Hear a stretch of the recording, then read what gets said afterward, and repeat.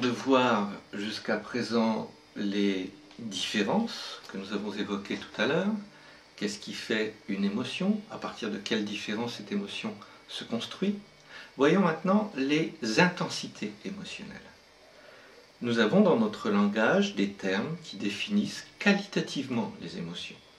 Par exemple, nous pouvons avoir la frustration, qui est quelque chose d'intense et momentané, la déception, qui est plus long dans le temps, le désespoir. Pourquoi avons-nous ces termes?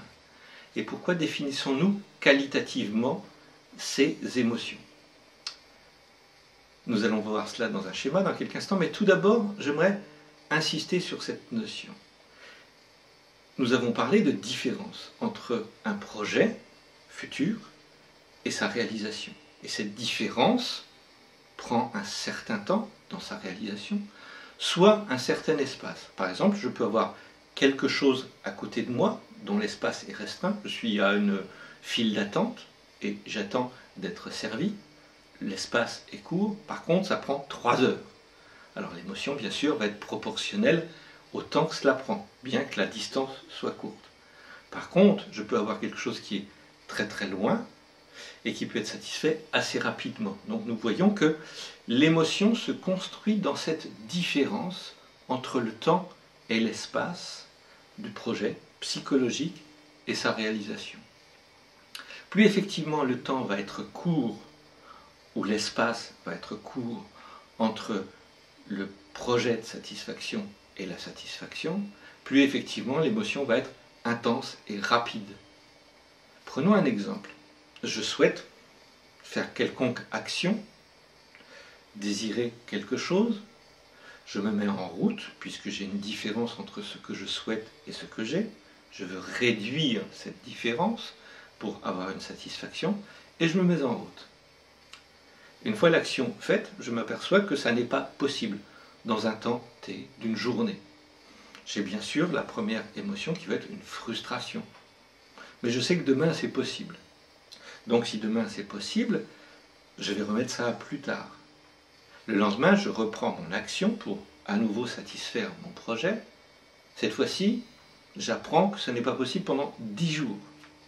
Ça n'est plus de la frustration, puisque le temps et l'espace qui séparent la satisfaction de mon projet est en train de s'éloigner. Donc ça ne va plus être de la frustration, ça va être de la déception.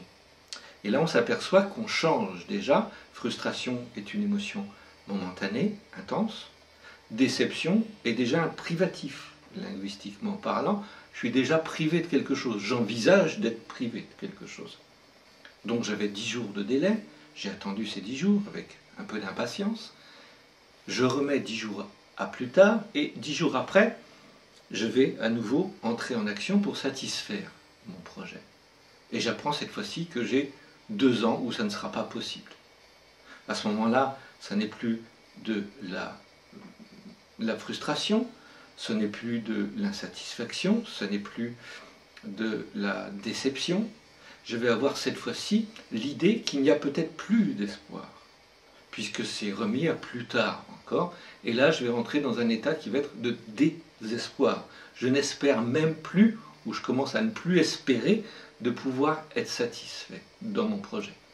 Nous voyons là que l'intensité est différente et qu'elle est proportionnelle au temps et à l'espace qui sépare le moment où j'ai ce projet et le moment de sa réalisation. 2 ans après, ce projet n'est toujours pas réalisé.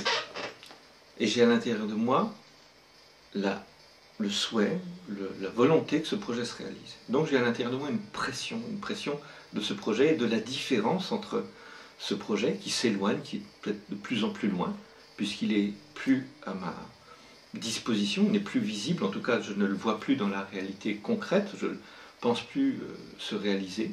Et ça n'est plus effectivement du désespoir, mais cette pression que j'ai à l'intérieur, qui est une nécessité, une volonté, fait que je vais avoir dedans la pression telle que je vais être obligé d'être dans un état pour sortir de cette pression, qui va être un état de dépression. C'est-à-dire que je vais même oublier complètement le projet, rentrer en dépression, entre guillemets, pour ne plus subir la pression de ce projet à l'intérieur de moi. Nous voyons là que qualitativement, nous avons des différences importantes. Nous avons commencé dans ce projet qui était proche d'une réalisation, à une journée près, par la frustration. Ensuite, nous avons eu la déception, le désespoir, jusqu'à l'état dépressif. Et nous allons voir maintenant, à nouveau, sur un schéma, nous allons revisualiser cette notion sur un schéma.